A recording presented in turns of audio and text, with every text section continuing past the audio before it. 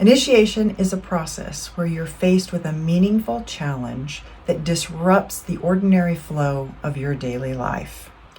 The point of initiation is to have an insight or to illuminate an aspect of yourself or an aspect of your life, and to integrate what you learn into how you live your life going forward. This helps you to become a bigger and better person, or to recognize your unique gifts for the purpose of bringing them more fully into the world. Hi, I'm Beth Strathman. Welcome back to my channel. In this video, I'm sharing 6 benefits to look at during the last phase of the initiation cycle, known as return and reintegration. And of those two things, return and reintegration, probably the more important is integration. That is, most of us do return from an initiation cycle, but for some reason, some people may not have learned anything during their challenge, or they may have learned a lot, but they chose not to do anything differently, or they didn't acknowledge and appreciate what they got out of the cycle and didn't share it with others upon their return.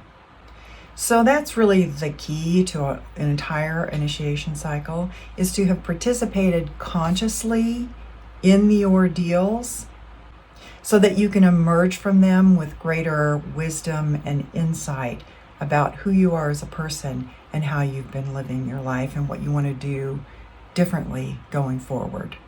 A critical aspect of return and reintegration is that you are welcomed back by those in your community, friends, family, co-workers, whoever would be around you and know you well enough to know what you've been through, and to recognize that your life has changed in a meaningful way. That is, they welcome you back, appreciating the ordeals that you've been through and recognizing that you have newfound knowledge, wisdom, or gifts that they can learn from too. So here are 6 benefits to look for in this final phase of the initiation cycle called return and reintegration. First, obviously, the big part is the learning that you bring out of the cycle from all of the things that you went through. It also includes any newly found or discovered gifts that you have that you haven't really been using prior to going into the initiation cycle. During the initiation cycle, you acquired newfound ways of being or new ways of showing up in the world, special knowledge, new skills, wisdom, insight into any aspect of yourself or how you've been operating in the world. So now at the end of the initiation cycle, as you come out of the ordeals, it's really time to, as you are in that return and reintegration phase, to share this new knowledge, insight, and gifts with others around you. In a way, this is how you become the change you seek to create in the world. You learn from your challenging times, and you bring that learning back to others and share it. And it's also said that if you don't share your wisdom and gifts with the world, that no one else is going to be able to share the same type of gift in the same way that you do. And the world will be and the world won't be as well off as it would have been had you shared them. The second benefit is finding closure. So all of us have the experience of having past hurts, being hurt in the past, and carrying that with us, and really holding some resentment toward other people. The initiation cycle, and particularly in the return and reintegration phase, allows us to confront personal demons, acknowledge our past mistakes, and seek redemption for them. Thus, there's a healing process going on that allows us to make amends, ask for forgiveness, and get the closure we need on the particular issue. That is, to let go of things from the past so that we're actually letting go of the emotional reaction we have to them. We don't forget that they happened. We're not letting go of our memory of them necessarily, but we're letting go of the charge that they have for us. And looking at them, it allows us to look at them in a way where we can actually learn from what happened in the past and look at even our role in it as well. The third benefit is to gain greater responsibility, or a status of being a responsible person in the community. That is, after going through our ordeals and bringing back and sharing all this knowledge and wisdom and insight that we have gained through the process, now the community may look towards us as a person who's called upon to lead, protect, and guide others. The fourth benefit is you become a symbol of hope for others.